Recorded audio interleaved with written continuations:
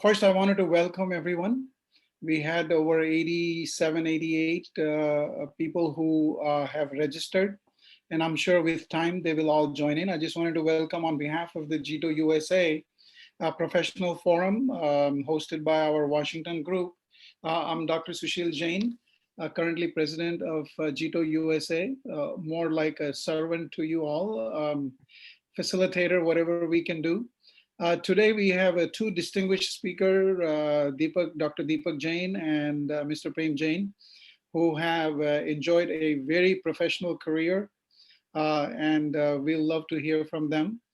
But first, I'd like to recognize many alumni of the Jain Youth Exchange Program. I see some names that are familiarized, that they're familiar from around the globe. So I wanted to recognize each one of you. And as we come more, would definitely appreciate your presence throughout. And then feel free to ask a question. And if you have to leave after an hour, hour and a half, there will be no problem. We'll try to take a group picture towards the end. So as a tradition with the JITO protocol, we will start with the Namokar Mantra. And it is my pleasure that our Namokar Mantra will be sang by Mrs. Savita Jain. Savita Jain is a multi-talented lady who has worked as a teacher with the Howard County Public Schools and also runs a private school teaching Hindi language, signing, Sanskrit, dancing. Savita is Jaina's director of public relations. Savita has a melodious voice that has, many of you have heard her at Jaina and at the Washington, D.C. Jain Temple Diwali event, and as well as on the radios in India before she got married and started her career in North America. So, Savita, welcome and thank you for starting our program with the Namokar Mantra. Savita. Jai Janendra. Thank you, Uncle Ji, for the nice introduction. Jai Janendra, everybody, please join your hands. Om Namo Arihantanam. Om Namo Siddhanam. Om Namo Ayariyanam. Om Namo Vachayanam. Namo Loe Sav Sahunam. Eso Panche Namokaro. Safa Pavapanasano. Mangalancha Savesing.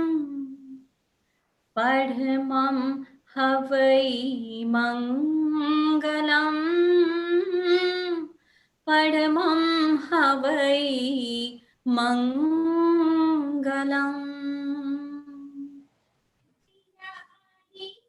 Thank you, Savita.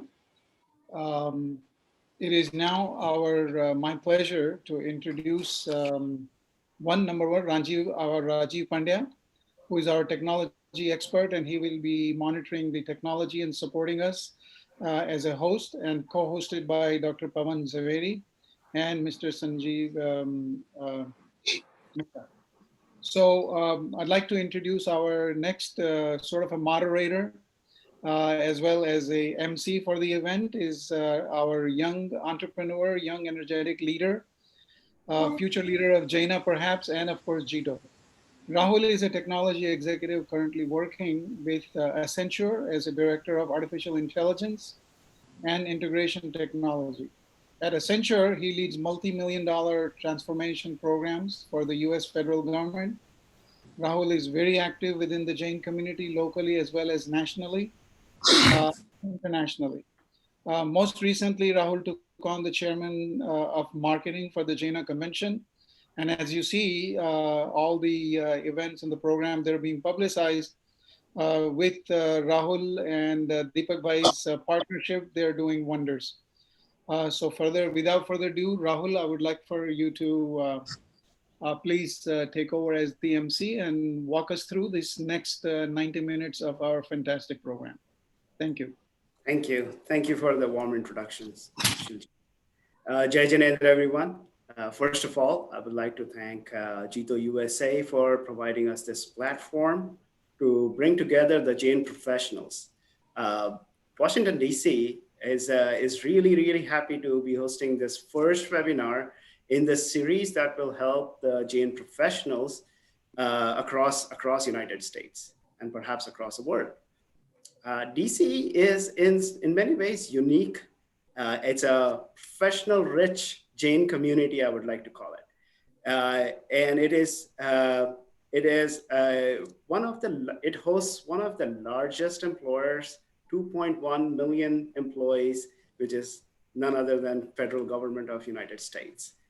And not only that, there are many more contractors, millions more who work indirectly for the federal government, which is what makes DC a unique city and a unique professional community that we are. In our region, we have a very large pool of professional talent in various fields, from construction to finance to healthcare to program management to, of course, information technology and many more. Again, DC is thrilled to be hosting this webinar, which will help Jain professionals and build our network. Without taking too much time, I would like to get this program started because you're here to hear from our esteemed speakers. First of all, I would like to invite Mr. Chirag Shah to introduce our first esteemed speaker. First, a quick intro about Mr. Shah. Mr. Shah is a C-suite executive serving as Vice President of Government Affairs at Asian American Hotel Owners Association, which is really the voice of America's hotel owners. Previously, Mr. Shah served as Deputy Director and Legal Advisor at Republican National Committee. He also worked as campaign manager for Wisconsin Attorney General J.B. Van Hollen and was on U.S. Congressman Joe Wilson's staff. Chirag earned his bachelor's degree from University of Wisconsin and his Juris Doctor from University of Missouri. Mr. Shah has been active member of American Jain community since his time as a leader in the YJA. Chirag, please introduce our next speaker. Thank you, Rahul, and thank you, Sushil Uncle, and to JITO for the opportunity, and looking forward to a wonderful discussion today. It's now my pleasure to welcome Dr. Deepak Jain. Dr. Jain is an icon in both the business and the Jain communities. He is a globally recognized marketing and innovation expert whose insights have inspired a generation of business leaders to pursue success with significance. For almost 4 decades, Dr. Jain has positively impacted countless lives and industries through his distinguished career as an educator, senior business school administrator, and a consultant to corporations and governments. He currently serves as a president of China's leading international business school and has previously held the top positions at the leading business schools in Europe and the United States. Dr. Jain's scholarship includes the marketing of high-tech products, market segmentation and competitive analysis, new product innovation, and forecasting models. Close to home, Dr. Jain has been an inspiration to the Jain community in the United States as an advisor to the Jaina Long Range Planning Committee. He has been recognized at the highest levels with awards and honors for his scholarly and instructional efforts throughout his career, and we're grateful for the opportunity to learn from his experiences and expertise today. Please welcome Dr. Deepak Jain.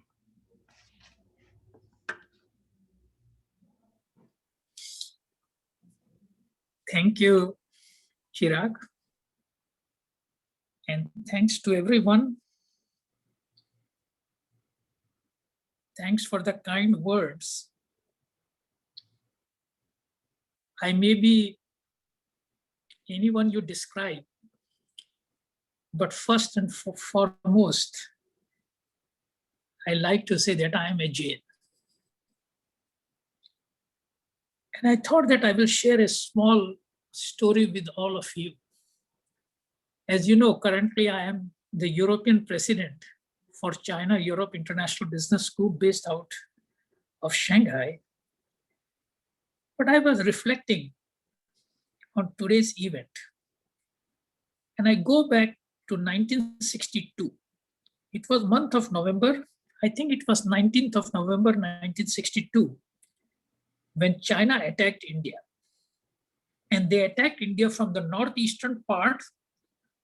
Today it is called Arunachal Pradesh. In those days, it used to be called NEFA, Northeast Frontier Agency. They came through an area called Bomdila, and the first plain town they hit, a place called Bhalupong, which is next to Tejpur, and Tejpur, Assam is where I was born and raised. In 1962, I started my student career. I was admitted to the kindergarten class. And I remember around 11 o'clock, the teacher came to the class and said, the Chinese army is less than 50 kilometers from the school.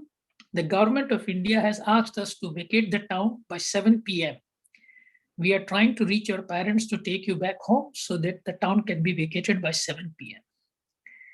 My father came, we all were walking back home. On the way, we saw the deputy collector's office burning all the papers, State Bank of India office burning currencies. It was a hue and cry. We ran as refugees. And in those days, there was no bridge on river Brahmaputra. So we had to wait on one side overnight. Next morning, there was a ferry. We crossed it. And it took us 8 days to reach Rohtak near Delhi, where my grandparents were living. This is 1962, November 18th, 19th. 55 years later, the same week, that refugee or one of those refugees was announced as the president of the top business school in China, and that's Deepak Jain.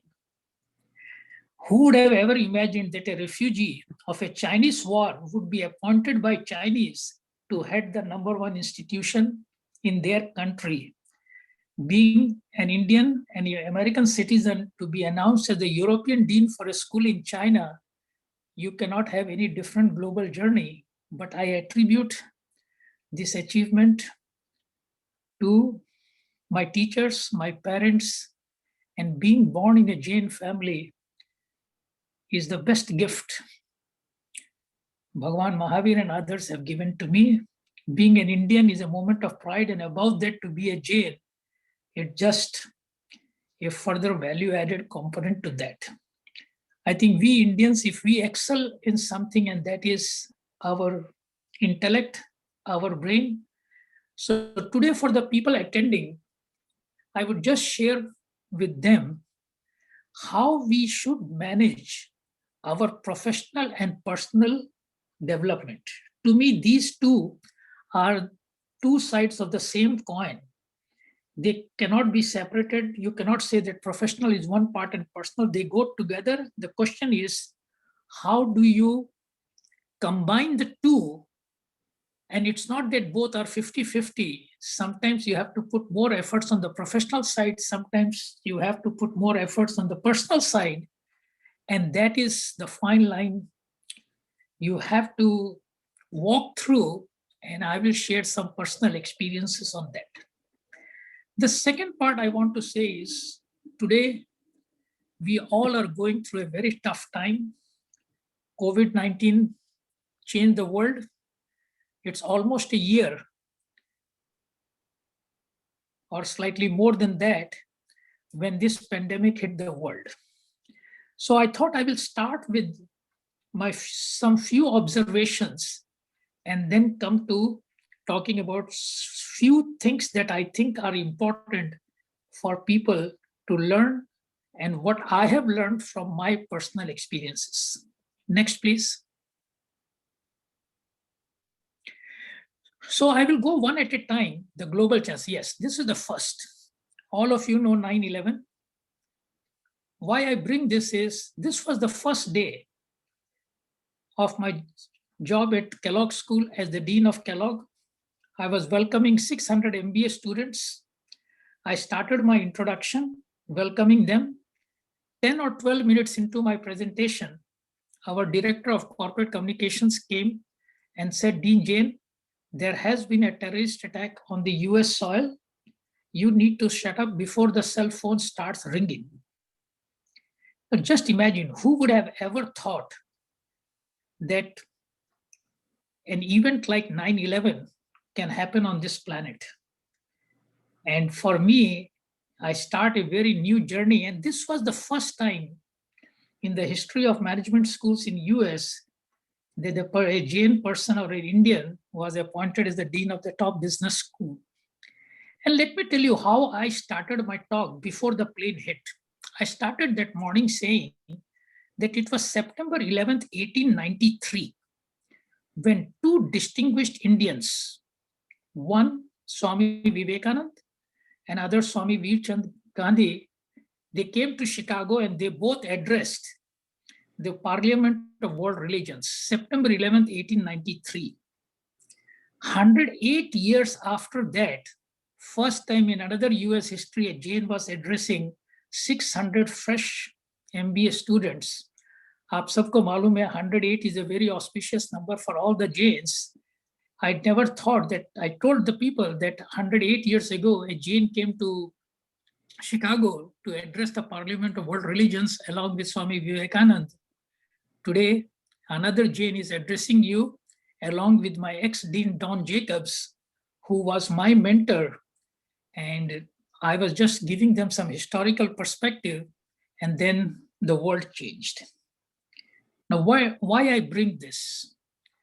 Immediately, I knew this would have strong economic implications, and you won't believe the week I had so many students who had graduated from Kellogg and they had jobs which they normally start the third week of September. And now they were getting calls from their companies saying that you cannot start the job. We are postponing it by 6 months, in some cases by a year. And students were panicking. In some cases, students had already bought a new home, put their down payment. In 2 cases, the spouses were pregnant and they don't have any medical insurance. So one side I see 9/11, other side I see all the students coming to my office and saying, Dean, we need your help. And I thought, is this the best gift you get being the dean of a school? It was a difficult time. But when times are difficult, the best thing you do is you take some time to reflect on it. And you try to reach out to people who you think you can approach and also who can be of some help.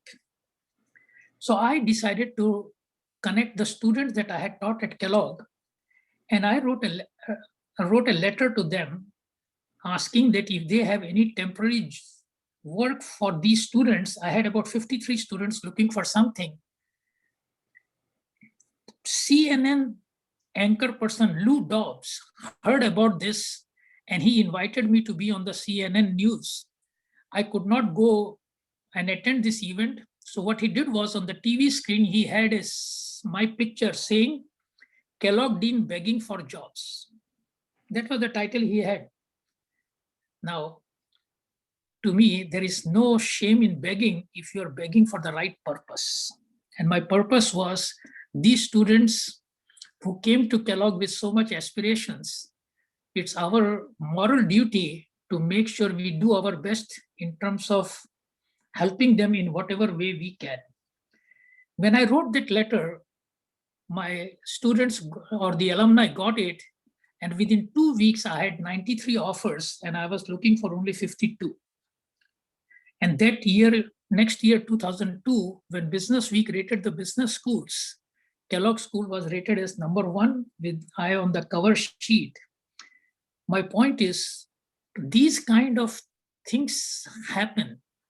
And I remember when 9/11 happened, I called the deans of Harvard, Stanford, MIT, asking what are they doing. They said, Deepak, why you worry? It is affecting all of us. So you should not think it is only you who is getting affected. I thought to myself, events affect all of us, but how we react to those events is our differentiation. You can sit and blame it on the event, or you can take a proactive approach and do something. I didn't hesitate to ask. So my first advice to all the people who are starting their professional journey or are in the journey, if you have to ask someone for help, please do. People like to be asked. There is nothing called any shame in it. but the purpose has to be very clear and you should be passionate about your job. If you put your passion and purpose and do perseverance, don't give up, performance will be there. Next one. SARS. I was the dean of the Kellogg School when SARS happened, which I would say is a mini version of the COVID that we are seeing today. It affected Hong Kong and Taiwan, and we had a program in Hong Kong. Now that program, Kellogg HK UST Executive MBA program, is rated as #1 recently also. It was rated #1 in the world. I was the dean of Kellogg School, SARS happened. Now this US State Department offered an advisory that people should not go to Hong Kong to teach. So I could not send my professors. All the executives in Hong Kong were very upset. They said they have paid so much tuition and we are not able to get the professors. Unfortunately, in those days, technology of Zoom or WebEx or Microsoft Teams, what we see today was not there to offer classes online at the scale we can do it today. So I had to reflect on it, what to do, and I decided to shut down the program for a couple of months till situations improve. For me, human lives is very important. A 4-month delay in the program is a delay, but in the long scheme of things, it is still worth any human life. Students were upset initially, and that year, instead of the graduation ceremony being in April, we moved it to September. And I tell you that class, when they graduated, that was the first time when Financial Times came up with the rankings, and Kellogg School, the same class, voted us the #1 business school in the world. The point I want to make is when things are difficult outside, you need to pause. By pause, I mean reflect on it and think long term. मेरे father हमेशा कहते थे कि जब बाहर आंधी तूफान आ रहा है, don't go outside to fix your backyard. If you go out, lightning may hit you. Sit inside, think about what are the things you need to take care of. Once the lightning and the thunderstorm stops, then you go and fix the thing. That is what I learned from SARS is these difficulties come in our way to make us better, not bitter. Third, please. Indian Ocean tsunami, 2004. I used to do quite a lot of work for the Prime Minister of Thailand. I did a study for him called Branding Thailand. On December 18th, 2004, I made a presentation to the full cabinet of his government, how Thailand needs to position itself, not just as a tourist place, but emphasize the concept of medical tourism. Because Thais are very good in hospitality and lots of people who are sick, sometimes a soft touch is more important than just a nice dosage of injection. And Thais are very hospitable. So anyway, the Prime Minister on 19th of December called me and said, Dr. Jain, you made a great presentation. I want to offer you a state visit either to Chiang Mai in the north or Phuket in the south. Now, north of Thailand, Chiang Mai is very similar to my province, Assam, where I grew up. So my wife said, Chiang Mai, so it's same as Assam, let's go to Phuket. We have never been there. We as a family reached there on 25th of December, midnight. 26th morning, me, my wife, and 3 children were at the beach when tsunami happened. And the scene was as if the Niagara Falls is moving towards you with that speed. And I tell you, we did not know what to do and where to run.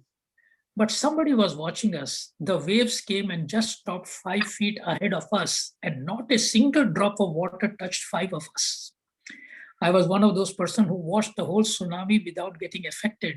And I saw lots of people who were in hammocks and others, they were just being totally washed off, and there was a big lagoon there, and boats and others got dumped into the lagoon, but we were on the other side of the lagoon, so we survived. One thing I learned in tsunami, that there were so many human casualties, but not a single animal died. So I started asking what made animals think about or act this way. And I tell you what I learned. Animals walk on the beach, just like you see in India, lots of dogs. Sometimes you see elephants, tricks, monkeys running around. Now, animals could feel, since they walk on the beach side, that when tsunami happened, they could see that this is not the ground on which they normally walk. So their instincts made them think that this is not the normal day. So they all ran away from the sea towards the jungles and mountain side of Phuket. So one thing I learned in tsunami, eyes on the horizon and feet on the ground. As a leader, don't lose touch of reality. People who were in hammocks and were swinging on the beaches and enjoying the time, they didn't have any idea what was happening on the ground. So even if you become a CEO, you need to be in touch with realities, in touch with what is happening in the company. I'm not saying be a micromanager, but at the end, you are accountable for what happens in the company, and hence it is important that you pay attention and have your feet on the ground. This is what I learned from tsunami. Next, please. Financial meltdown 2008. I was the Dean of Kellogg. And in 2007, 2008, we started a capital campaign program for $250 million to create a new building for Kellogg. Lehman Brothers collapsed September 2008. All the big donors that we had on the list as Kellogg alum, people think it is so difficult to ask them for money given what has happened. But I thought that we are doing this for a good purpose. I will still go and ask. See, I have a simple rule. If you don't ask, the answer is no. If you ask, the answer may be no. I went on my road trip, and I tell you, in 2008, we got $47 million, and for 2009, I had 53 million in pledges. Of the 200 million I had in mind, 50 million the university was giving me, I was able to collect $100 million in spite of the financial meltdown, because people thought there was a good purpose behind it. So as I said, that don't hesitate to ask for help. People look at you not who you are, how you look, but what are your intentions? What is the purpose behind it? I didn't go and study in an English medium school. My father couldn't afford that. So I studied in Hindi Rashtra Bhasha Vidyalaya in Tejpur, Assam. It was in 6th grade when English was introduced. And in 7th grade, we had a course called Hindi to English translation. So the teacher came to the class and said, the first thing he wrote in Hindi, Ek Raja Tha. He asked me, Deepak, translate this in English. अब मुझे तो कुछ आती नहीं थी, तो I said, एक राजा था. I said, एक king was. This was how to translate. The teacher ने एक चाटा मारा और कहा, बेवकूफ, that actual translation is there was a king. मैंने बोला, there कहाँ से आया? This is my knowledge of English in 7th grade.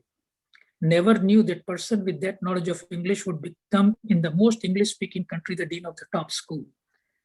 आपको अंग्रेजी कैसे बोलते हैं, कैसे आती है, how you look is important, but not that important as what people think of you as a professional with the highest level of integrity. That is what would take you to the top.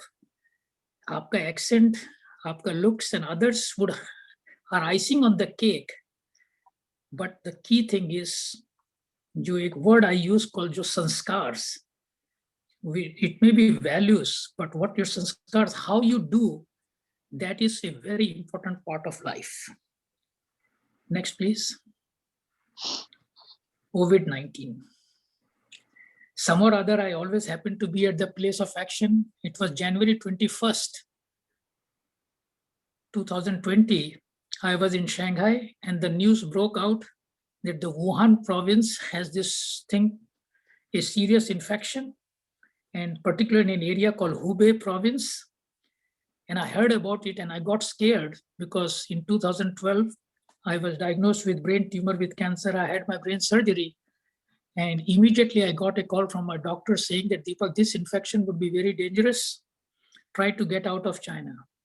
I called United Airlines and all the flights were full. We have 5 daily flights from Shanghai to US, but this on 26 January, the Chinese New Year was starting.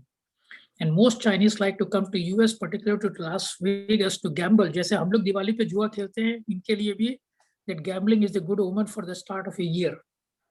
But finally, because of my illness, I was able to get a ticket and I landed in San Francisco on 23rd of January. But during this COVID time, I tell you one thing that I learned was, again, your reaction. The Chinese took a very strict measure. They announced to the public that from 28th of January till 24th of February, the whole country would be completely locked down. They gave 4 days to people to go and settle where they want to, and after that, there won't be any movement. And they were able to contain it within the region. Now, what is the truth? Who knows? But still, I went to China back in November and I spent a month there. And I tell you, in spite of my illness and everything, they have really managed it very well. Whatever the governance system is, when things are difficult, we need to have a clear policy, but also compliance from the public side, such that you are safe and people around you are safe. So why I brought all these points to all of you, and the thing is, we have seen these things. I have personally experienced this in my professional journey and as a human being. What I would say to summarize based on this thing, one message I want to give to every person attending this conference, and that is, these events are beyond our control. What we have in control is our actions or reactions to this event. So remember one simple rule of Deepak Jain: uncertainty is inevitable, worrying is optional, and timely action is essential. What has happened, you cannot undo it, but don't worry about it. That worrying is optional, but timely action is essential. You cannot just sit and keep watching the TV and seeing what has happened. If you have a responsibility as the dean of the school, if you have any other responsibility, think how you are going to work on that. And that is going to become your brand. That this person took the incident, as they say, every crisis is also an opportunity. We need to make the best use and seek help from your mentors, seek help from your friends, and do what is best under the circumstances you are facing. Next, please. So just to very simple, go for all the things. I don't have much time. I will just say, go there now. So if you look at the world today, I would say up to the 19th century, the business model of the world was colonialism.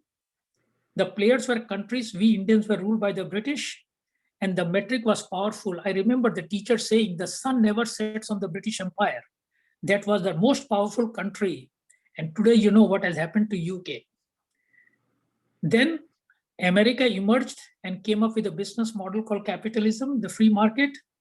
Now the players were no longer countries, but corporations. I'm on the board of John Deere and Company. We celebrated 180 years of existence. The oldest American company is DuPont. And now the metric became profits or share price, and people were looking at success as the impact. But the point I want to make where we are today, this is an age of entrepreneurialism.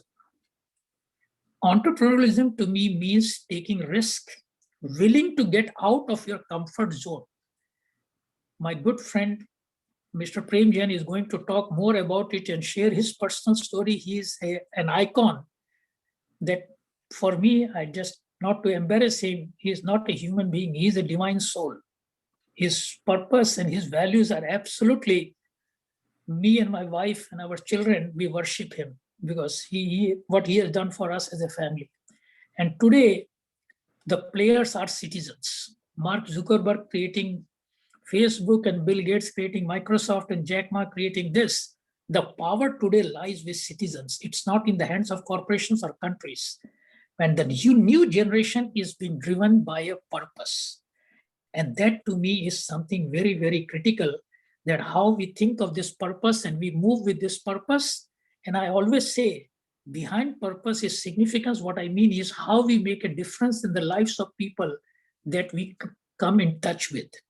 So when I was the dean of Kellogg School, every school goes through a branding exercise. My branding of Kellogg was, I used to tell students, by joining the Kellogg School, you're starting your journey from success to significance. But for you to make a difference, first be successful. Don't be an idealist that I want to go to Africa and solve the poverty problem there. First, create a successful platform. Bill Gates did it with Microsoft, and now today he's doing things for a good purpose. Because if you wait till you retire, nobody would listen to you, because the day you retire from who's who, you become who's he. So we need to think of significance. Dr. Sushil Jain is here in the audience. My colleague, friend Deepak Doshi is there. All of these people, when they thought of JITO, this is all, we all are busy. This is our way of giving back to our community. And I tell you, nothing is more important when you share your success with people around you. Next, please. Here also, if you see, this is the standard thing. What I mean to say here is, today with the power of internet, when we have all these natural disasters and others, the technology also has emerged where we have new tools to deal with them. All universities started offering online classes. And I tell you, this Zoom and this classrooms, the virtual classrooms, has become as effective as teaching in the class. And the beauty is people from all over the world can connect with you. They don't have to come to Chicago, and you can impact billions of people through your lecture. Next, please. So now, just to conclude, I would say that what is the new diet for us? I use this phrase called the new diet. We all have to be digitally savvy, a digital mindset thinking, an innovative mindset. By innovative mindset, I mean question the status quo. Why are we doing things this way? Somebody thought of Uber, somebody thought of Airbnb and changed the business model. That is, to me, innovation. Entrepreneurial spirit to me is your willingness to take risks, get out of your comfort zone, don't become complacent. And finally, the talent to me is, we Indians, if there is one thing that we are known in the world, is our intellect, our talent, our devotion, and how we do things. And that is to me very important. Next, please. Now just to move this thing, go to the next one. Go to the next one. So here, yes. So the key learnings here is, don't hesitate to ask. People like to be asked for help. Next. We need to build a culture of teamwork and trust. We cannot do things alone. You have to build a team. But with the team comes the word trust. All members of the team should have mutual respect and trust. If there is one thing that I personally have learned and being benefited is, Don Jacobs, who was the dean of Kellogg for 26 years, he had total trust in me. He brought me in the dean's office when I was 35 years old. And at the age of 43, I became the dean of Kellogg. So you have to, and trust is not something given to you. You have to earn it through your actions, through your personal faith and devotion. And next, please. And as I say, for tsunami and other things I learned, have eyes on the horizon means we all live under the same sky, but we seem to have different horizons. That is the vision part. Think of the vision, but be in touch with reality. Have your feet on the ground. Last thing. So just to say summary, machine intelligence may be there, artificial intelligence may be there, internet may be there, but what I have learned is the real differentiation comes from people. People connect with people. There were people who helped me, people who worked with me, people that I touched, mostly my students that I have come across, Prem Bhai, Sushil Bhai, a lot of this. In the audience, we also have Kirit Jain from our Jain temple in Chicago. He is so helpful in anything that I like to do. Earn the respect and trust of the people. And I can only tell you that has been my guiding principle. When I first started my teaching career, I was only 22 years old and was a professor in a university. The average age of the MCOM class was 24 and I was 22 years old. I went to my head of the department and I asked him, Professor Sharma, do you have any piece of advice for me? He said, Deepak, I am a professor of organizational behavior. I don't know any statistics or mathematics. I said, I know the content. Any other piece? He told me one thing. He said, Deepak, when your shadow becomes longer than your height, remember the sun is about to set. ढलते शाम को सूरज आपकी छाया आपसे बड़ी हो जाती है. Shadow is your ego. Don't let your ego be the guide. Be yourself. So he said that if students ask you questions and you don't know the answer, don't pretend that you know the answer or give them some vague answers. Tell them you don't know. Come back, ask your senior colleagues. After a few classes, you can anticipate all the questions. And that integrity is what would make you a successful teacher. Be yourself. And I have always learned no challenge ahead of you is greater than the force behind you. I can only conclude this morning session by saying Deepak Jain is always behind you. Whatever I have the best in me, with these folded hands, I offer to all of you. I wish you a great future. And I can tell you, if a person like me growing up in a small town with no resources can reach the heights I have attained, the world is, the best of the world is ahead of you. The only thing I learned from a chairman of Coca-Cola, outside his office, there is a statement I read once. There is no limit to what you can achieve and how high you can go up in life if you don't mind who gets the credit. In name or fame ke piche mat ghumo. Do your work. Somebody is watching you, and that person watching you would give you that reward with compound interest. I feel blessed with having people around me.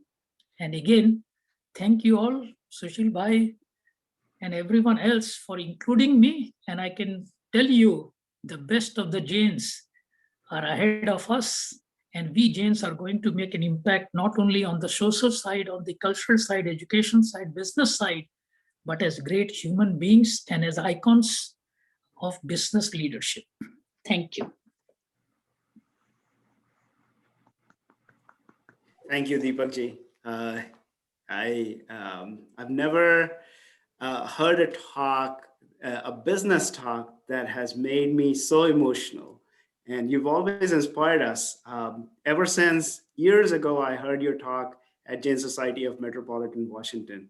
And today was no different. You've made a mark on all of us. And last time your talk taught me how to be a better professional at work, how to apply Jain principles, how to work ethically. And today I was emotional and had tears in my eyes at one point. So thank you so much for your talk. You've left us all inspired, and we can only hope to walk in your footsteps. Now, you all will do better than what I have done. I have absolutely no doubt in it. Thank you so much. And now we would like to continue our program. I would like to invite my dear friend, Mr. Sandeep Mehta, to introduce our second speaker, who needs really no introduction. But here's a quick intro about Sandeep Mehta. Mr. Mehta is an executive leader from Jain Society of Metropolitan Washington. He handles all aspects of technology for the Jain Center and the Jain Society.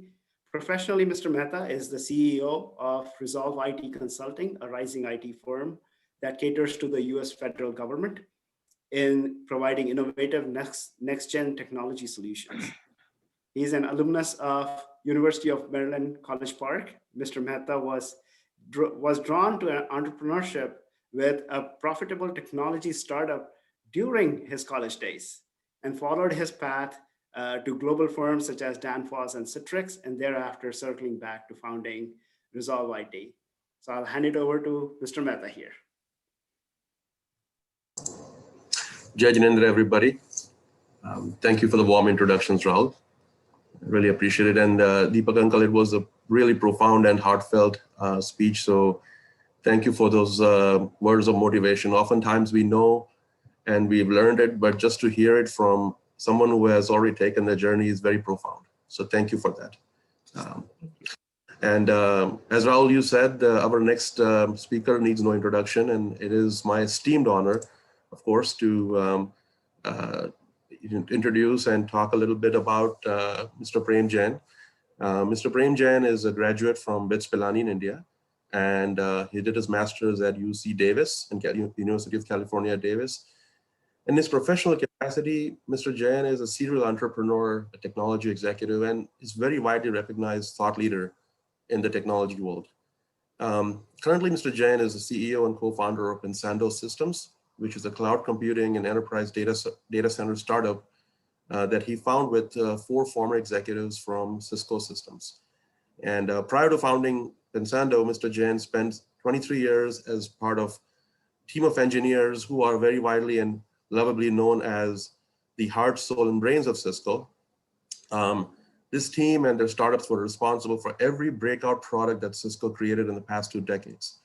Mr. Jain has managed multi-billion-dollar product portfolios for Cisco with global teams of several thousand engineers at any given time, and has dealt with all aspects of running wide-scale technology operations.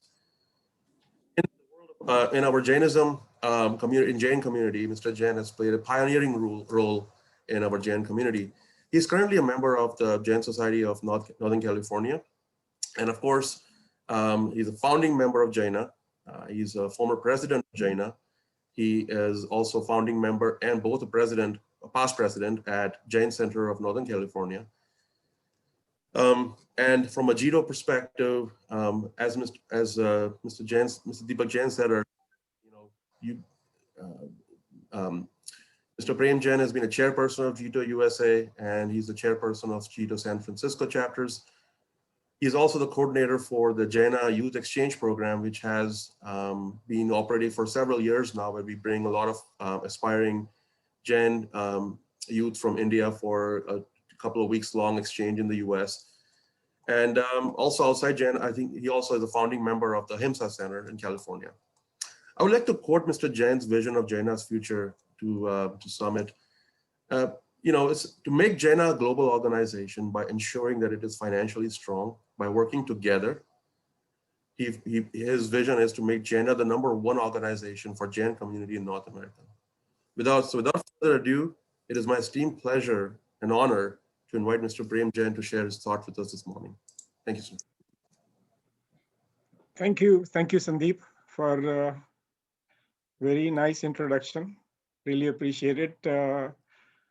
And also Dr. Deepak Jain, it's very difficult to follow him. It's a very difficult act. I'm not used to speaking so many times, as he was telling in the very beginning that he spoke 7 times just this last couple of days. So again, I thought it will be the best way to look at it, the professionalism, entrepreneurship, investment, is walking through my journey and say what problems I faced, how I solved it, what challenges you face, and where I am today. Hopefully, the idea behind this is, like Deepak Bhai talked about, I like to make sure that all of you who are participating in this and who are even not participating today have the opportunity to do better than what we have done. I think that's the only objectives we have, is to make sure that learn from mistakes, don't make the same mistakes again, and then go forward. So I'll start my talk by talking about, I came from India. I grew up in heart of Delhi, Chandni Chowk, and my father and the family was in business, and they were doing turban business. And when I was growing up, my father always used to tell me that, join the business.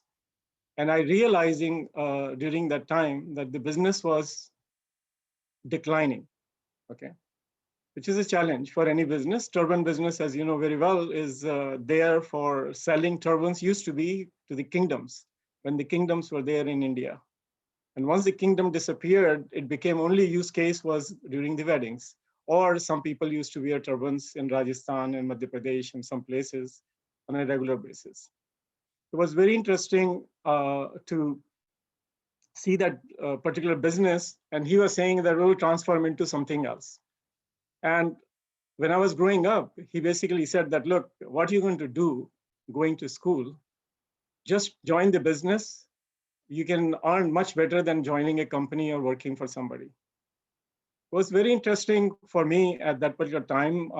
My mother encouraged me to go to college. And the reason is because she got deprived to go to even finish her high school during her time. So she was really very pushing for me to go in the best education possible. And really,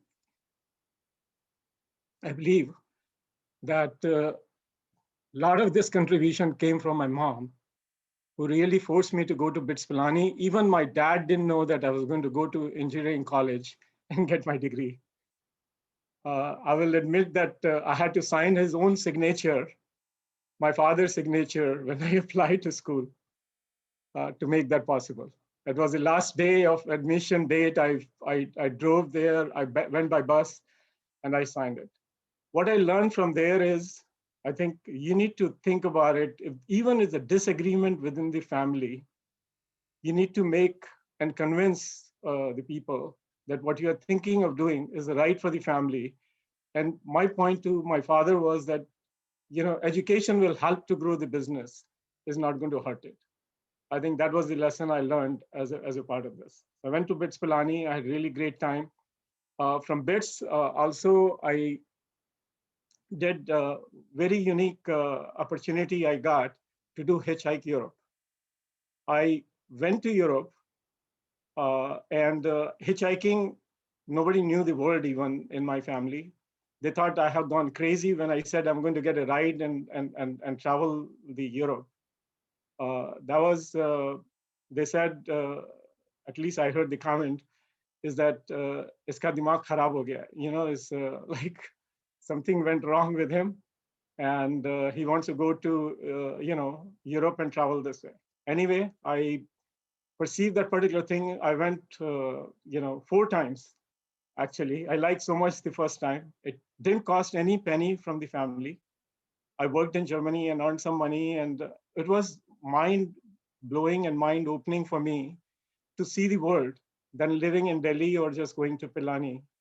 During the 4 years I went to college, I really enjoyed this particular part of it and learned a lot what goes on inside the world.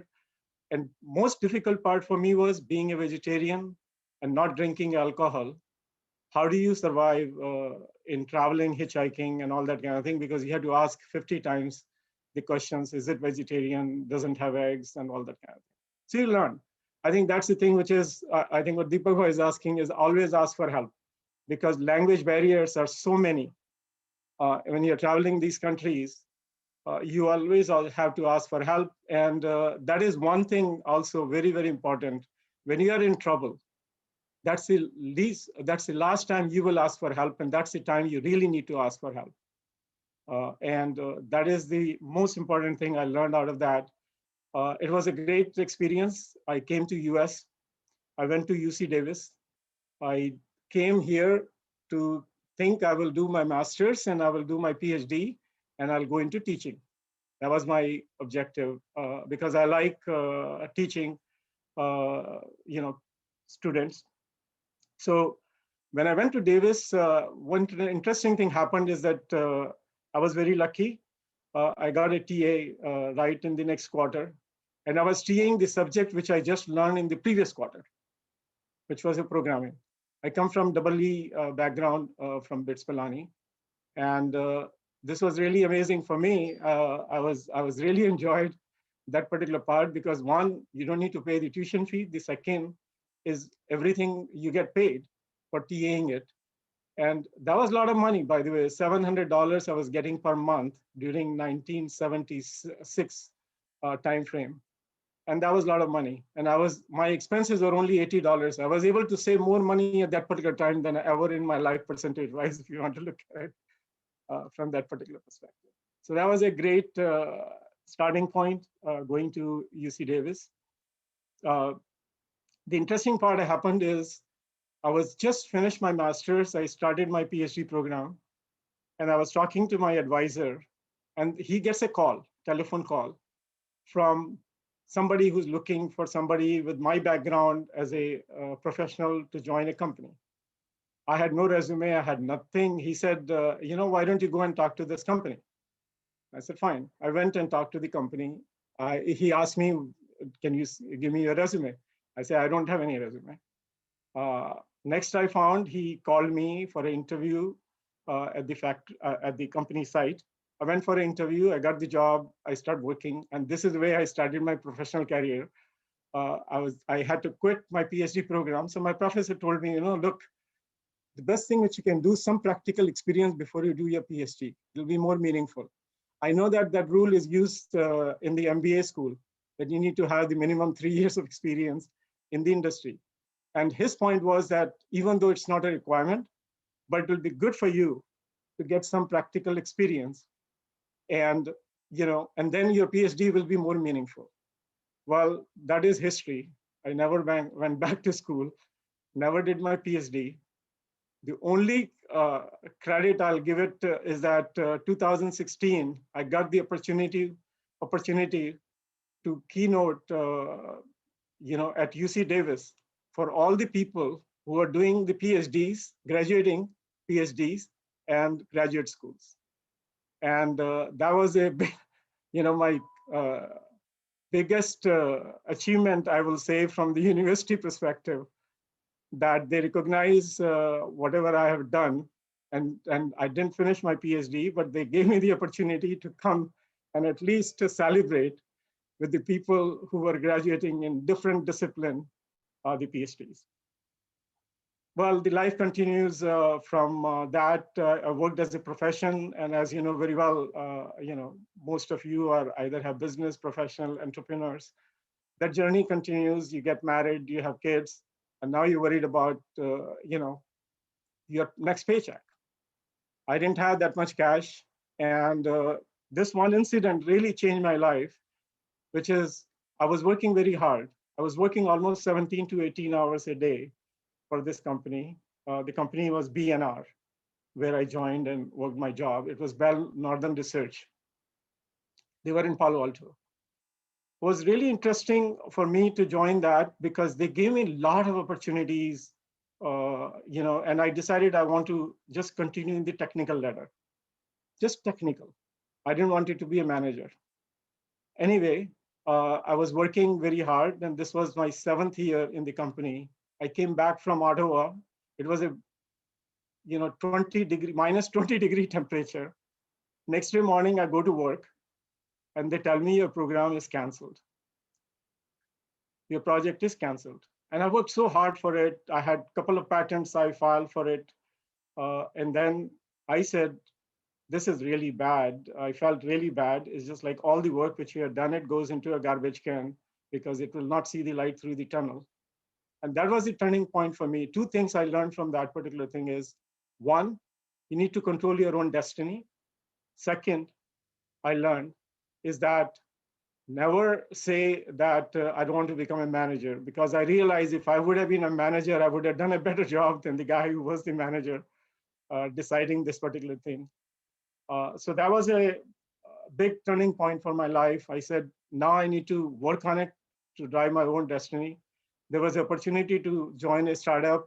Actually, they want me to become the founder of that particular thing in the early, but I didn't have a bank balance. I didn't have the income. I had to pay the mortgage, take care of the family, have 2 kids by the time. And I was in a dilemma. I wanted to leave the big company because I worked for so many years. At the same time, I thought that what do I do? So I looked at bank balance. I didn't have the bank balance to even pay the next mortgage, which is I just bought a house in that sense. So only thing I thought about it and like Deepak Bhai was talking about, reflect back and say, have a confidence in you that these challenges will come and you can take care of those by yourself. So I jumped on it. I said, okay, I told them that wait until they get the first round of funding. I didn't want it to join before that because, as you know very well, it's very difficult sometimes because a lot of variables are beyond our control. Anyway, they got the funding. They invited me and gave me the title of architect. And this company was David Systems, which was going after there was an article written actually, David versus Goliath. And that was very interesting thing because we were going after AT&T, which was just going to break up. This was Marbell, which was breaking up during that particular time. And we were working off Illinois Bell. And they were very interested in the technologies which we were working on. And David, really, the company was not, there was nobody named David. David was name of the company, which is Distributed Architectures for Voice, Image, and Data. That was David, okay, for us. It was very fascinating looking at that. We thought it's a great journey. I started my career in David as a senior, as a VP of architecture. The company got funded by the venture capitalist, top venture capital even today, Sequoia Capital, you know, which is #1 venture capitalist, if you guys know the venture firms, and they had done very well. You know, Google they funded, and they made tremendous amount of money out of that. They funded also Cisco later on. This particular time, you know, they funded us very well, and we had the best team we thought that we can build in Silicon Valley. And the product we were working on was, you know, is a consolidation of, like the name said, voice, image, and data into one place. We started the journey, executed very well. We had got our product even deployed in, you know, White House for all the places. Think about it. You know, we were very, you know, very happy the things were going. Two things happened. One is Judge Green. I'm pretty sure some of you remember that judgment to break up the AT&T, and at the same time told the Illinois Bell that they cannot invest into our company. You know, and that was, we were counting on at that particular time. This was December in '85, I think, that we were ready to raise the amount of money, you know, which we needed it. Anyway, keep this story short, that deal didn't go through because of the, Judge Green said, these Bell operating companies, they cannot invest in these companies, okay, in manufacturing companies particularly, and then use the product in that sense. So going forward, what really happened is we built a very nice product, but the company failed after all this, okay? And that was another big lesson I learned in my life. We had the top VC supporting us. We thought that we are doing very well. Why it failed? The reason it failed, we did very well from a technology perspective, product perspective, but one thing we didn't understand is how to sell this product to the end user. What happened is the organization in most of these IT companies, there was voice group, data group, video group was totally separate. And the only place they meet is the CIO, okay? And CIO does not make the decision when he's buying the product. You have to make 3 sales of the same thing to 3 different people, and assuming these 3 different people to agree to buy a product, which was only cost effective if you buy all 3 products, and not cost effective if you just want to buy one. That was big disappointments. You know, things definitely didn't go through as we planned. Big, you know, what I mean to say is that it was, I decided maybe this is not the journey which I should continue as a entrepreneur. It was very disheartening, discouraging. You kind of think about it, you can get into the depression. Luckily, with the Jain values and stuff like that, I said, you know, these things happen, is beyond our control. So we were thinking what's the next step will be. The next step is, you know, some of the people I was working with before, and the thing which is, I think Sandeep talked about, that soul and heart and all that kind of thing, that group is called MPLS, actually, which is Mario, Prem, Luca, and Sony. And if you search it on the Google, you will see a lot of stories about us doing these kind of things. So we started a company called Crescendo, and that was our second startup, which is got acquired by Cisco in 1993. And that was the first acquisition Cisco made, okay? And you know, people were saying, once you sell the company, you can start another one. Well, we decided not to do this. We said we will stick with it and make this very successful. That business grew from zero. Cisco was $600 million company at that particular point to $15 billion business for Cisco, just this switching business, which really was attributed to a lot of things what we have done during this next 10 years of my life. And that was really a good experience for me. And if I had to repeat it, or if anybody has to repeat it, I think you can repeat. You should be able to repeat those things anytime. We were like on the top of the world, if you really think about it from that point of view, because as an engineer, the most important thing which you see, it is not the money for me. It was the impact which you create in the industry. And people using your product, and they come back to tell you that, they really like it, what we have done, and what's the best for you. And the other thing I learned is that if there is a problem, which is we all face, we always have problem in our life, problem in our product, problem in dealing with customers. One thing which is, I think, is very, very important for me to always tell the truth.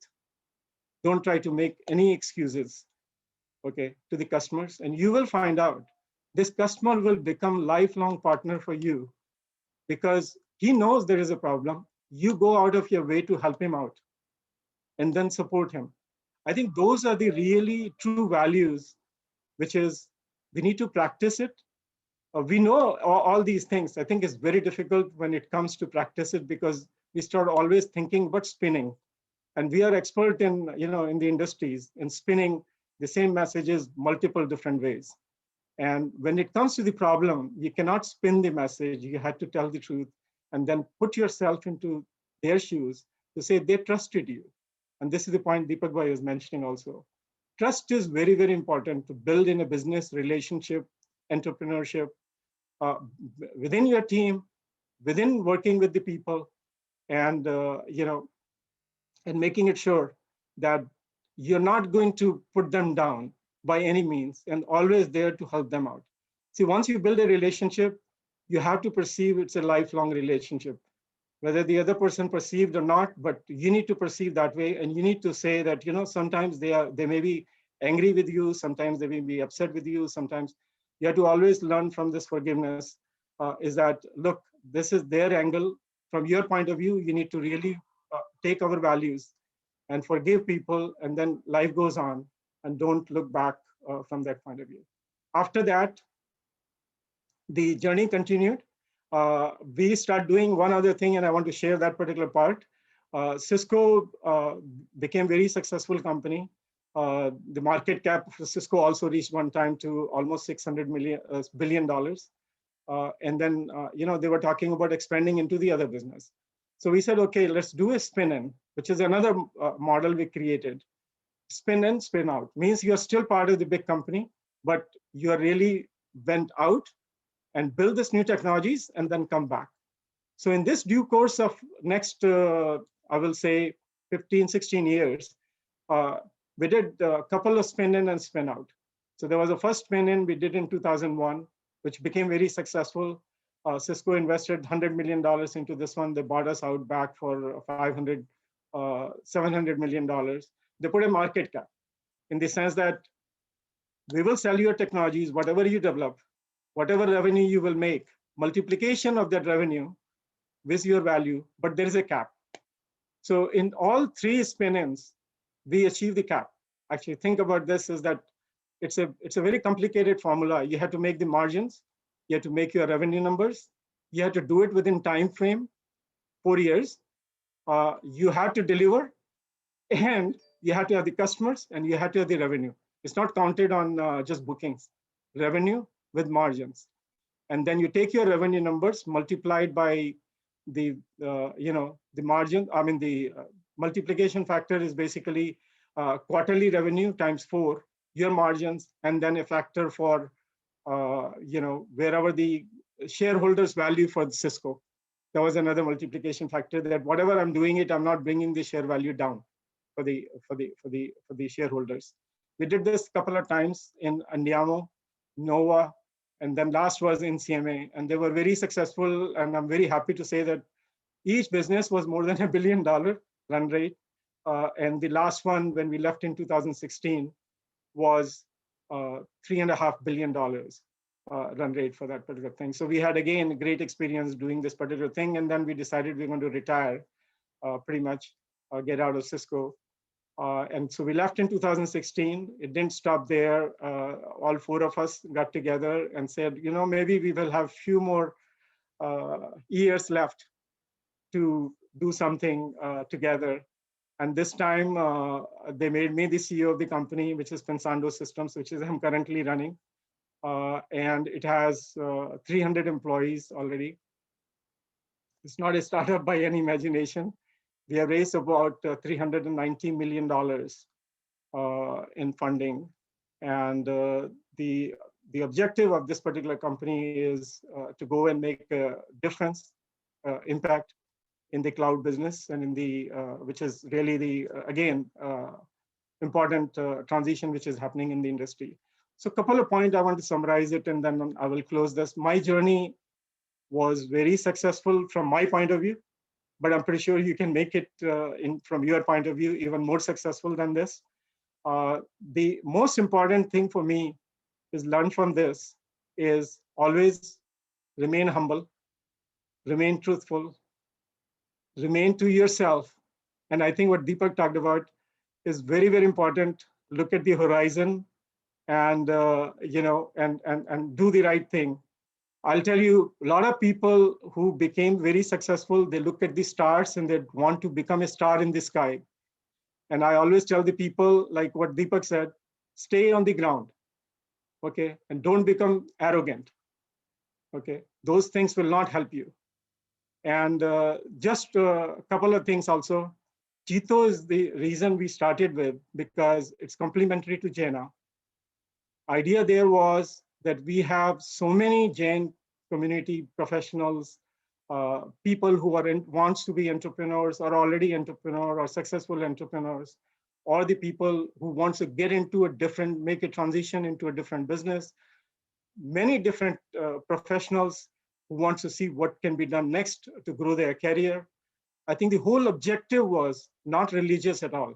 Actually, the only thing which JITO does is start with Namaskar mantra, and after that is all business.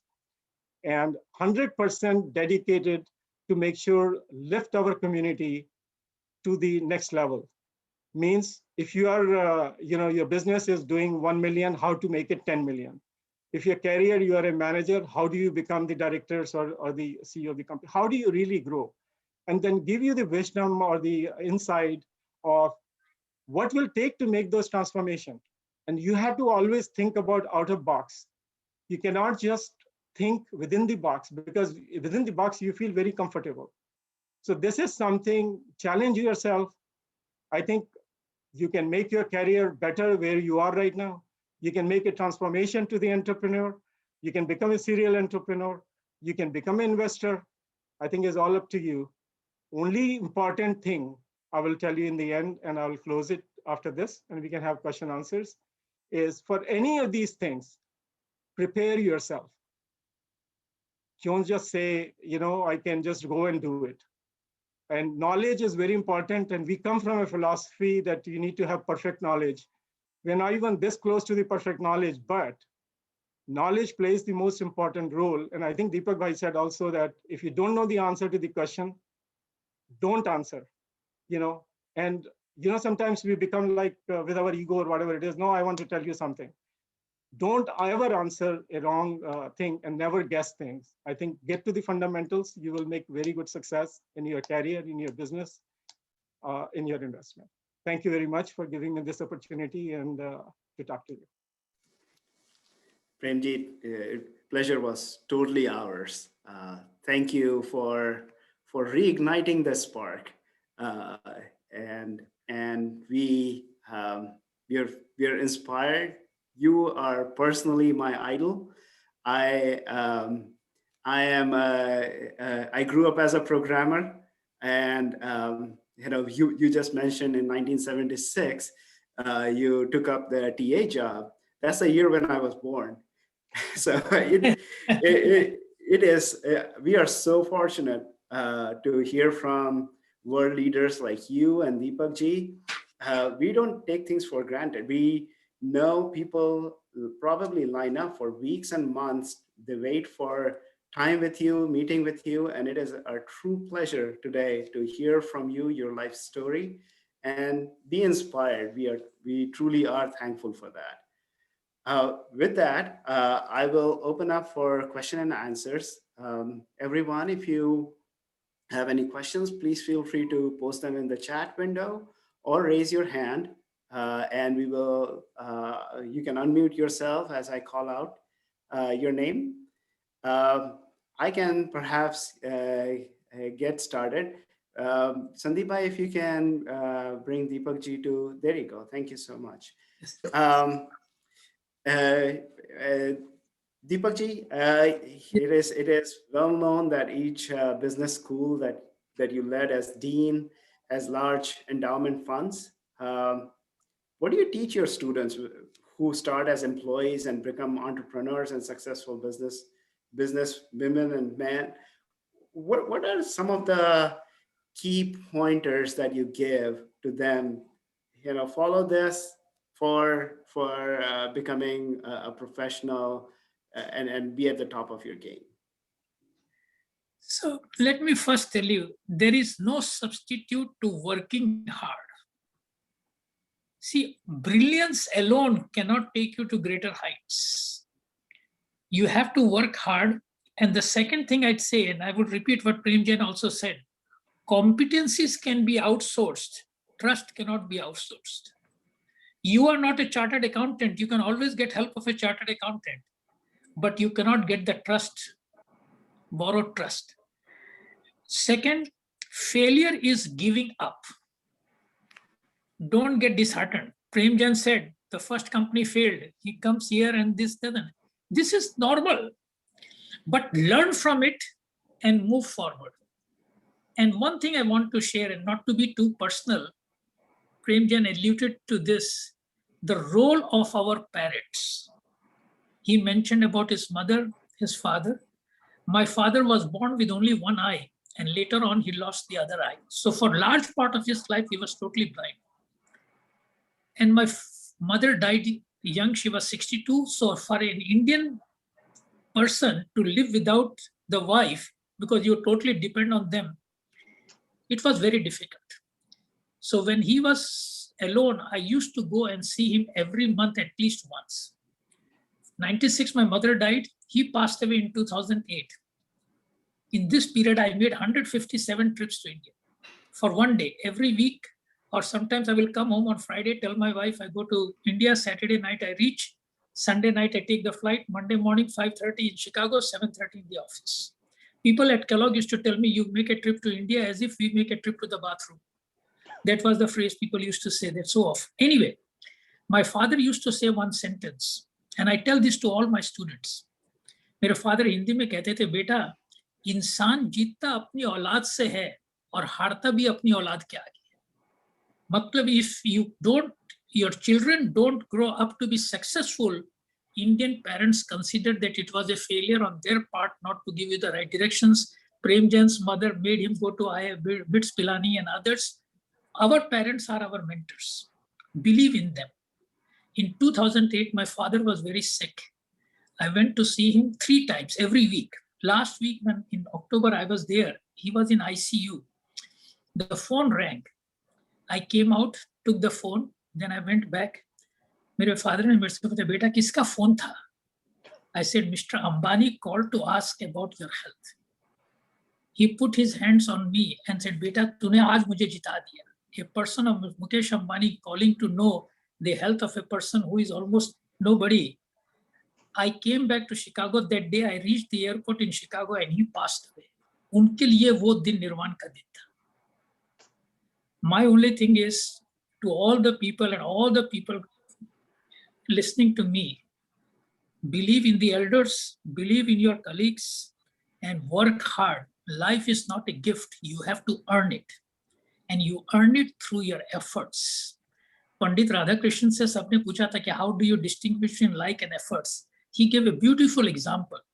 He said, when you play cards, the deck of cards you get is your luck. What you make of those cards is your effort. what is given to us वो हमारे भाग की है, उसका हम क्या करते हैं और कैसे करते हैं, that is what defines success or failure. That's what I tell people. The deck of cards you get is given to you. Your responsibility is to make the best of those cards. Thank you so much, Deepakji. Every word you say, I feel like recording it, and then I repeat it in my head. And thank you so much. On that point of hard work, Prem Uncle, you talked about one point in your career, you had decided to be technical and not focus on management. And I see several of us, if I can say Asians and Indians, have that kind of mentality. Is there any particular cultural character trait that kind of comes in our way as professionals coming from, I guess, that kind of cultural background? Perhaps you can provide us tips as an executive. What do you look for in the leaders when you select leaders for your company and your endeavors? Yeah, I think it's a very good question. I think let me answer the first question, that the reason I think most of us think from a technical ladder perspective, I think because we see more pride in being grown up from engineering and stuff like that, and sometimes the managers are considered as like program managers, which is really managing the programs. It's just like any engineer, you say I want to do a testing, he says no, I don't want to work in testing, I want to do the development work. Even though the testing is even more important, because your product, if it's not tested very well, it will not see the light through the tunnel. Okay. So I think it just, I think culturally in our brain, I guess, we have grown up with the idea that, you have to be a doctor, you have to be an engineer, you have to be this professional, that professionals, and we never talk about management. I mean, in schools, I mean, think about it. I never learned anything about management, and managing particularly people. Managing people is not easy task. People say, oh yeah, I can manage anybody. It's not possible to manage people.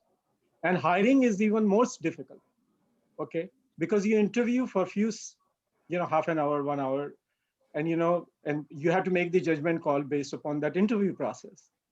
It's the most challenging task, is to really hire a person, because just interviewing for half an hour, 1 hour, the person could be a very good talker and is a very good person who can tell you very good stories. But the reality, you don't find it until you really find what the person has done. And finding a good leader is even more challenging, because it has to have even some more unique quality to lead a particular team. So when we interview for leadership, position and stuff like that, we do, I'm pretty sure everybody follows certain rules, certain criteria, some personal judgment, and in the end, you have to take some risk. Without this, there is no, you don't have a perfect world that you have you can see it through. But couple of the qualities we are always looking for. One is the person is going to be a team player or not? I think Deepak Bhai touched on that one. Team is the most critical aspect of it, because if you are arguing among yourself and you're fighting internally, you'll never deliver anything, because your focus is in the wrong place where it's supposed to be. Your focus should be outside, competing in the market, not within the team itself. So one is the person has to be a very good team player. Second, the person had similar chemistry as you have developed or you have grown up with the team, whatever the team is at that particular moment. And if the chemistry is not right, and your vision, short-term vision and your long-term vision has to align, because otherwise you're asking for trouble, okay? And the last but not the least, the person you need to trust, and they have to have trust in you. At least these are the things which is we look for when we're looking for a leadership person. Simple yet hard to find, I'm guessing. Thank you for those tips. If there are any questions from people in the audience, please feel free to post them in the chat window, or at this point, you can even unmute yourself and ask your question. I have a question. Please go ahead. So question is for both of you, Deepak Saab and Premji. Of course, you always been, both of you are very inspiring for me for many, many years. It's more than 2 decades. I've known both of you. So occasionally we experience arrogance in the corporate culture, which is fairly very common among our colleagues and peers and so forth.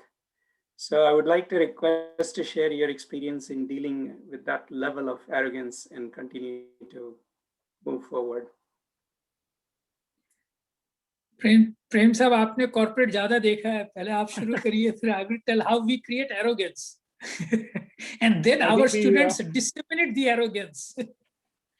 I think the two things which is in the corporate world, I only saw one corporation, which was Cisco.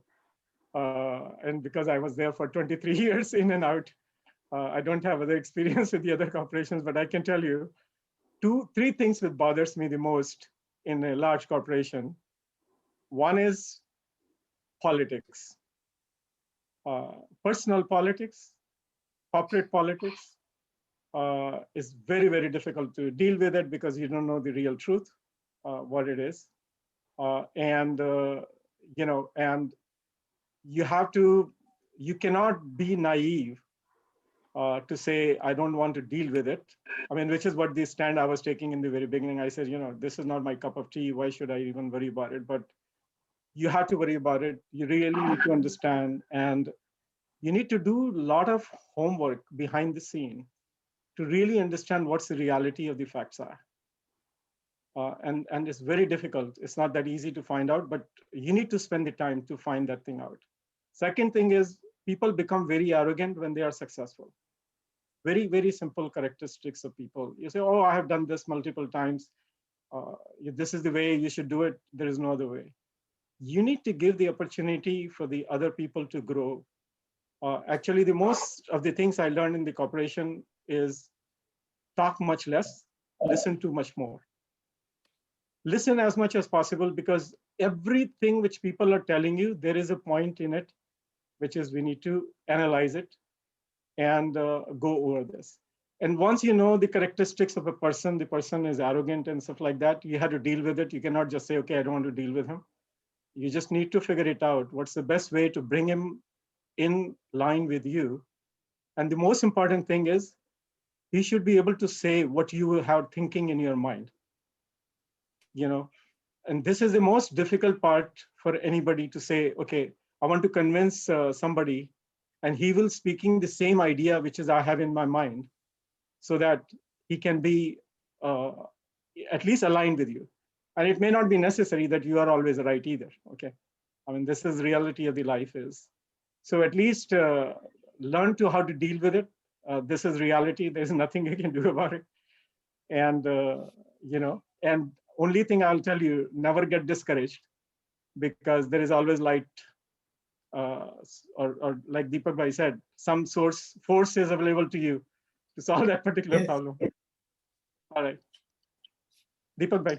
So let me add to what Prem Bhai. This politics is not there just in corporate America or the corporate world. And I want to share a story.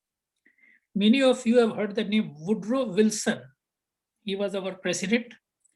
But before being the president, he was the provost of Princeton University. He was the provost of Princeton. And one day he decides that he wants to be the governor of New Jersey. So a reporter came to him and said, Provost Wilson, you are the provost. Very soon, the next job is to become the president of Princeton or Harvard or Yale. Those were the three schools in that league. Why you want to run to be the governor of New Jersey? He told the reporter, I want to get out of politics. That was his answer. I want to get out of politics. So being a provost, so this is, the politics means wherever there is a collection of human beings. And what you said is very right. Politics emerge from ego and arrogance. That's a source. But let me tell you how to deal with arrogance that you asked.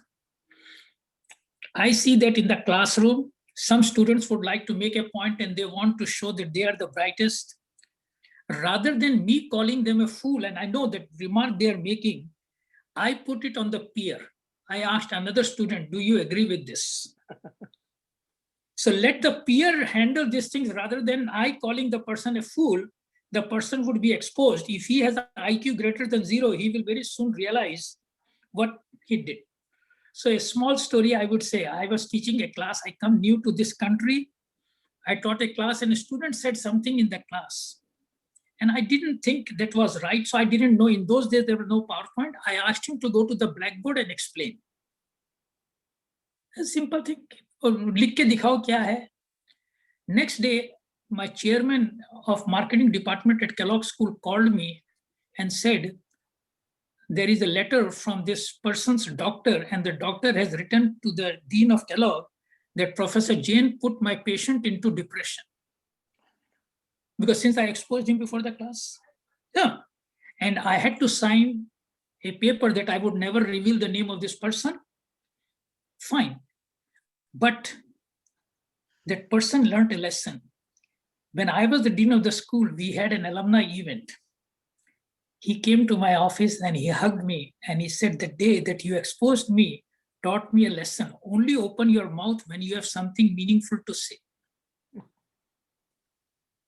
He said, you wrote this thing to me, and he said that I learned because in corporate America, I can lose a job. That day I lost a grade from A to I got a B grade. But in corporate world, people are not going to tolerate that. So what Premchand and I said, we as mentors or teachers, we have to be honest with our feedback. Feedback may have a bitter taste, but a better aftertaste. Don't be short-term. I have good intentions, and that's why I told you that this is not the right thing. I have no personal grudge against you to expose you in public that you are not there. People learn this thing, and when they realize, they will come back and tell you that what you told that day was a turning point in my life, because people reflect on it and say, now always, and what Premchand said is everything. There are one word I would add. When somebody is angry at you, the best defense is silence. उस समय उनके साथ argue मत करो. This is the practice I have with my wife. When she gets angry, मैं तो चुप रहता हूँ. After that, she stops getting angry. Angry आदमी क्या चाहता है? Response, reaction. And if you are silent, and always when people are angry in my office as a dean, I tell them I will give you an answer in 24 to 48 hours. And I will tell the person exactly what I wanted to say on the face.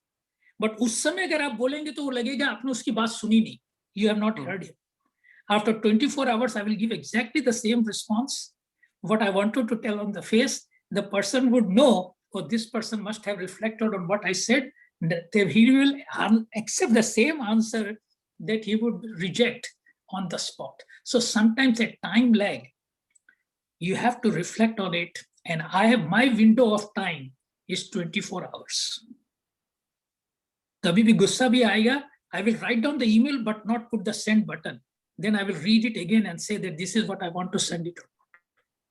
So I have a very simple rule, a rule of 24. I sit on it for 24 hours and then decide what to do. Thank you, Deepak ji. Thank you. I want to be respectful of your time. I know you are super busy. We have a few questions in the chat window. We will take those and then we will proceed into closing. For the audience, we would love to do a group picture first, if that's all right with everyone. We would love for you to come on camera and we will go in the gallery view and would love to take a group photo. And this will become this is already a very memorable event for us.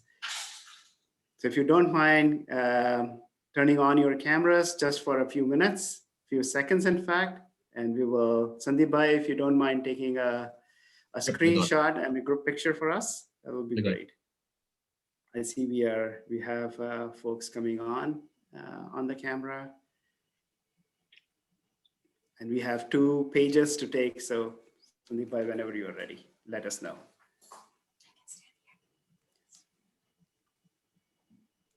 I'm already taking screenshots, so Good.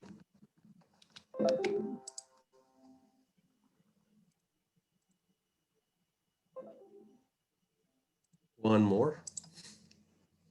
We say cheese. Certainly, whatever you prefer. All right, thank you so much. Okay, there are few more questions, just a couple of questions in the chat window. Rajiv Bhai Sahib, if you wanna unmute yourself and ask May I, Rahul, may I suggest something? Ji, sure, go ahead.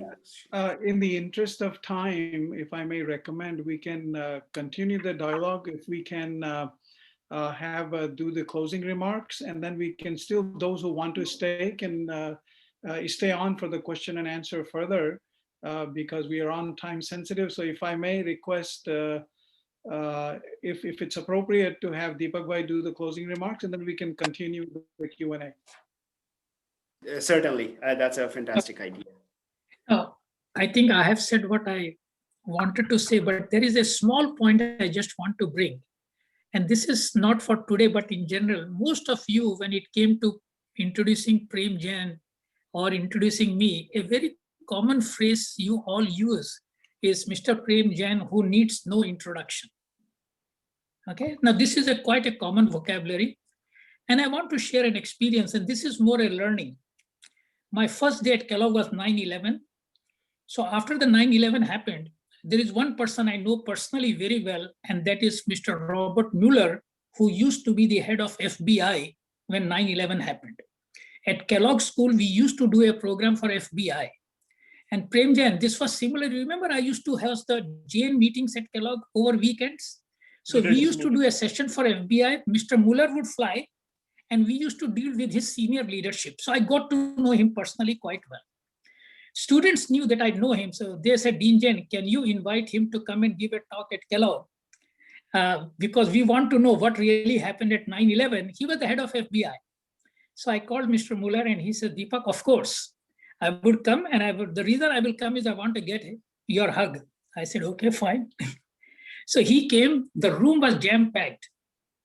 And I went to the podium and I said the same thing. I said, today we have someone with us who needs no introduction.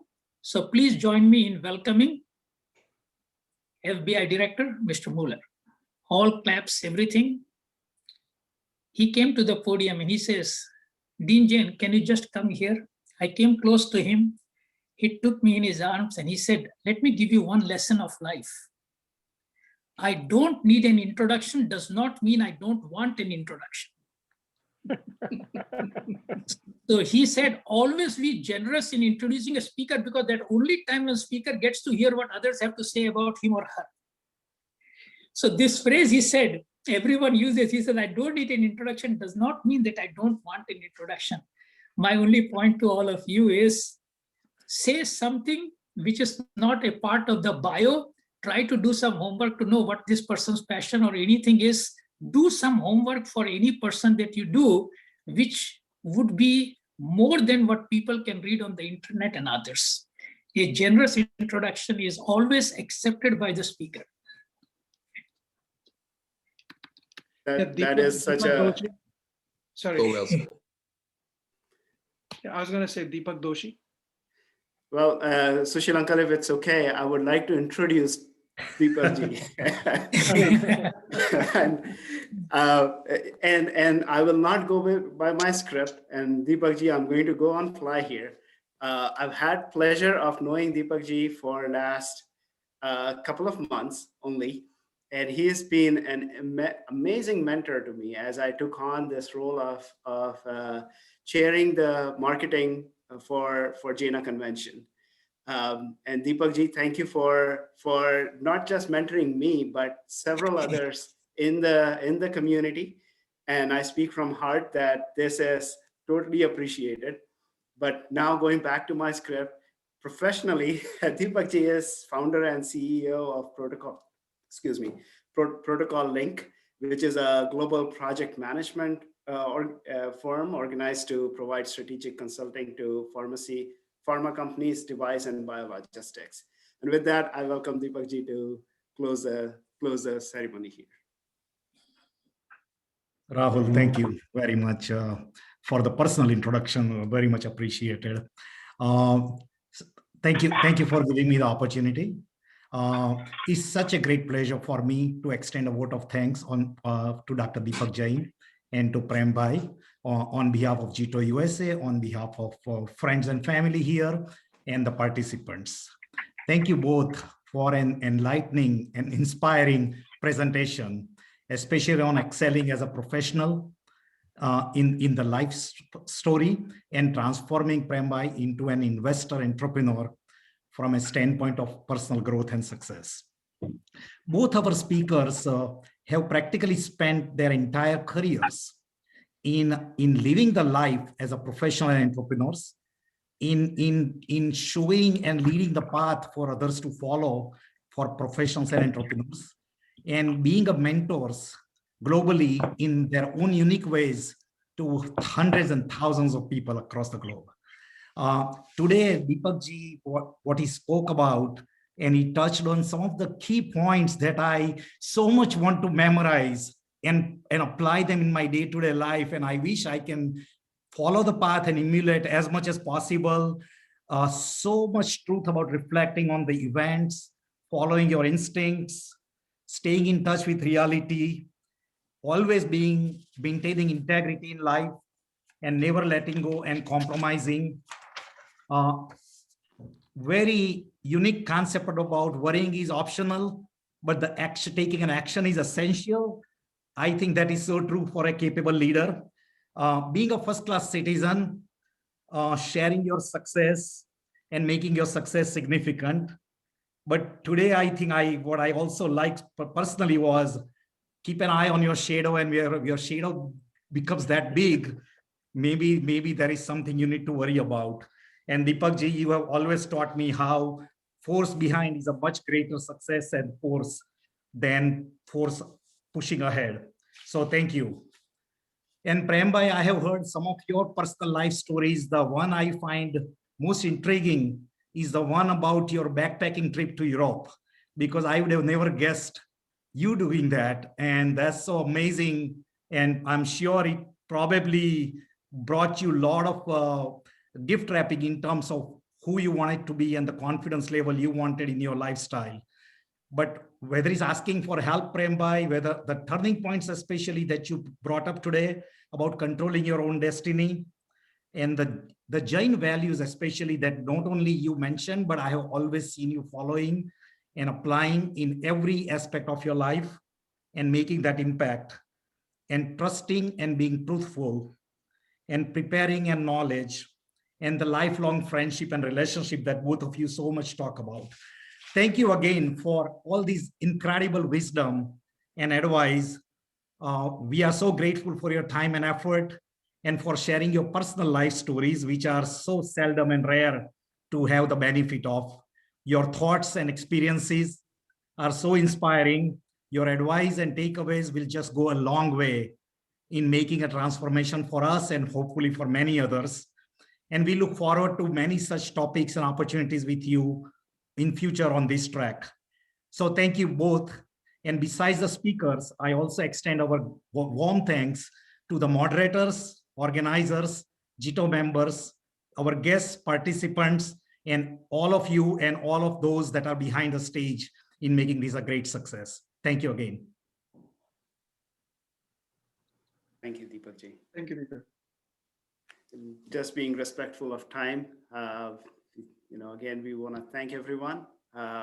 Perhaps we will have more chances to ask questions to Prem ji, Deepak ji, and others in future. This is the first in the webinar series that we have initiated here. There are many more to come. So we wish everyone a happy weekend and hope to see you again in future webinars. Finally, Deepak ji and Prem ji, thank you so much. Thank you, everyone. Yes, thank you. Thank you. Thanks, everybody. Just wanted to comment that our JITO USA is not just it's for professional development, and also preparing the next generation of Jains to go as in the similar journey as what Deepak Bhai has done and the Prem Bhai has done. And our is to prepare the next generation and to move from a 8-to-5 job into an entrepreneur and take the life lessons and move forward for the future. So I just wanted to say thank you very much. And we can still have someone have any question and answer, we can continue. Otherwise, those who need to go, that'll be fine. I think we have a few questions in the chat, Rahul, if you want to. Yeah, so we can continue with the Q&A. Sure thing. Deepak bhai, Prem bhai, do you have any hard stop time? Yes, I have a hard stop in 10 minutes. I have to leave. Okay. At 12 my time, I have to leave. Okay. Yeah, about 10 minutes, yes. So with nine minutes left, we can start with the first question. You're so busy, both of you are so busy, but you're yet so active with the community, Jain community and other charity organizations. How do you manage your time? Premji first, do you want to go first? Sure. I think it's again, what we talked about is the priority in your life. You have 24 hours. You need to know how to manage time.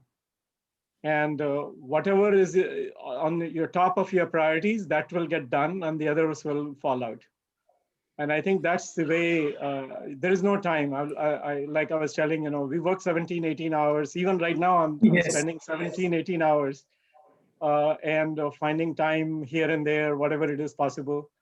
The only other thing is you need to make sure that whatever responsibility you take, whenever you take it, you have to fulfill this. There is no excuse that I don't have time. There's no such word. I don't have time, because you have 24 hours. Everybody has the same time. It's just the question is, how do you manage time? Deepak bhai. I just want to add to what Prem bhai said. See, there is a saying that if you want to get anything done, give it to the busiest person. That person will find time. The less busy person will find an excuse. That is the reality. Busy person would find time in priorities, and less busy person would find an excuse. This is the goal of life. Now, how we make use of the time, and what time is something that is always a continuous variable. You cannot stop it.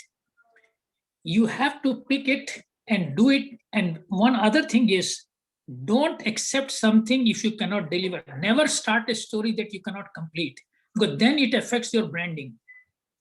Because when people ask you to do something in their mind, they have given that responsibility to you and you have accepted it. If you come after 2 days and give an excuse, that's neither good for you nor for anyone. So I have a very simple saying: never start a story that you cannot complete, and be truthful that this is something I cannot do. And people would accept that. But if you can do it even slightly, don't disappoint the person. Try to do that. An inspirational answer to such a simple question. Thank you again. There is a question from youth community here that probably represents many of the youth. Snehal, do you want to unmute yourself and ask the question? Sure, thank you. Jai Jinendra, everyone. And first of all, thanks JITO team for arranging such a beautiful session, and thanks to our speakers. So I would apologize, I missed some part of this session, so that's where I was asking for a recorded link, which I can refer. But my question here is, there are many of us, and this is my personal question, but I think I'm representing some youths as well, who has a unique or really solid business ideas, and some of those ideas can solve the social problems as well. However, we're stuck in our salaried job with our responsibilities. Sometimes we're stuck because of the immigration limitations. If we are on a visa, we can do certain things. And the most key reason we're stuck because we don't know the exact path, where to start not putting everything on the risk about your responsibilities or family, but a place to start with. So would you suggest any sort of a mentorship program, any sort of a guidance path, whether it's available online or in any form? That's the one. And second, if you have any personal advice, how to break that barrier and move to the next step. प्रेम साहब आप बताइए कैसे करते हैं ये? I think it's a very, you're right. I think Snehal is a very common question which is being asked by the young people. And I think one of the things which is JITO is definitely doing a mentorship program. We have done it in the San Francisco chapters, and Kamlesh Bhai can talk quite a bit about it for many different levels. Actually, as a matter of fact, we have one group, which is what we call it Future Gen Leadership Program, which is really meant for people who are high school, graduating from high school, even lower age than your age from that point of view. And that program is to prepare these leaders as a Gen leaders, both for the community as well as for the business. So I think mentorship is definitely possible. There are a lot of people here. They will be willing to sign up and mentor it, depending upon the expertise, which area you are looking for. Find whatever the ideas you have. Probably we will create a place where you can send the idea, and then we can find the right person to solve the issues which you have related to that. Second is, this is one of the things which is people who have kind of getting into the retirement mode, say, for example, they could be a good mentor for you in that particular sense, that their experience they can tell. In the end, only thing I'll tell you, Snehal, is the best is to listen to everybody, but do what is right for you, because your environment, you know the best. Nobody else knows it. So we can give you advice, we can give you something, but you need to, like I said, when I was deciding earlier, you need to have the confidence that you need to jump. And once you jump, you don't look backwards. We are all here to solve problems. And these are problems which you face all the life. And just look at it, what's the best way to solve the problems in your environment? Deepak bhai, sorry. Yes, no, perfectly. So, see, in your career, I know there are immigrations, these are constraints that come. But my first advice is whatever you do it with perfection. Because that becomes the brand. Don't try to jump into many areas. Oh, I have this idea, I have this. Our biggest problem, if there is one problem I have, is multitasking. We Indians have this bad habit that we can do and we are smarter than the rest of the system. Give up this habit. When you take one thing, just devote yourself and put your best into it, people would know that this person is capable of reaching excellence. That is very, Prem Jain's story tells you that whatever he did reach an excellence. That means when the company would buy back your company or don't deviate from excellence. At any cost, life is not worth.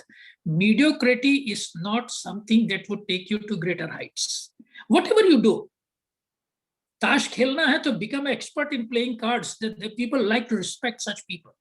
So my only thing, what I do is whatever I can know only two things, but I like to do. The second advice, this is my personal advice, and don't take it otherwise. I always tell people a rule that I say is a rule of 2-2-2. Pick any two industries that you are passionate about. Any two industries. In each industry, there are so many players. Pick two players in each industry. So now you have a set of 4. And pick two publications like Business Week or Wall Street Journal and read about those 4 companies on a regular basis. In 6 months to a year, you would become a world expert in that industry and then think of going and doing your own business. First, make yourself capable. When you open your mouth before any investor, people would know how deep you are. We cannot solve everything. My 2 industries are airlines and pharmaceuticals. 2 companies I pick, Eli Lilly, here I used to do training for them, and Novartis in here. And United Airlines and Thai International, because I lived there. When you read about those 2 companies, you would read about their competitors also. And so you cannot be everything, but whichever industry you want to go, make sure you understand the depth of that industry. That is your brand. Don't we like to go on surface, and this jack of all trades and master of none is the worst recipe in life that you can have. And avoid the culture of multitasking. Premji is very focused on what he knows, what he doesn't know, where he wants to put his effort and saying that I don't know is an asset, not a liability. And that needs courage. It's not a cowardice, it's courage. When I say that this is something beyond my scope, and this is something I don't know. Even as a professor of management, I don't think I know everything about management. And people would respect you more for no than for yes. Because the moment you say yes, in their mind, you are an expert. And then if you cannot give advice, people would say that he is not trustworthy, he is not reliable. So your 2-2-2 ka rule, and then you can start startups, etc. You would know what the dynamics of the industry are. And one is mentoring, one is networking. Learn from the colleagues you interact with, share your ideas with them. You never know who will pick on the idea that you have. And third is learning. Learn from every step you do. And I call it the rule of LMN, learning, mentoring, and networking. वो learning की journey कभी नहीं बंद होनी चाहिए. Thank you, sir. Sorry. Such a word of wisdom. On those words of wisdom and final words, we will end our program here and be respectful of the time. Again, Yes. I thank you, Deepak ji and Prem ji, for Thank you, everyone. Very I have to motivating leave. program. I have to leave. Ji, Thank you. Jai Jinendra, everyone. Jai Jinendra to everyone. Jai Jinendra to Sushil Bhai, Deepak Doshi, everyone who is there. Jai Jinendra, everyone. Sure that our paths are Jai going to Jinendra, cross everyone. again. Thank you very much. Thank you all. Everyone. Thank you. Bye-bye. Thank you. Great job.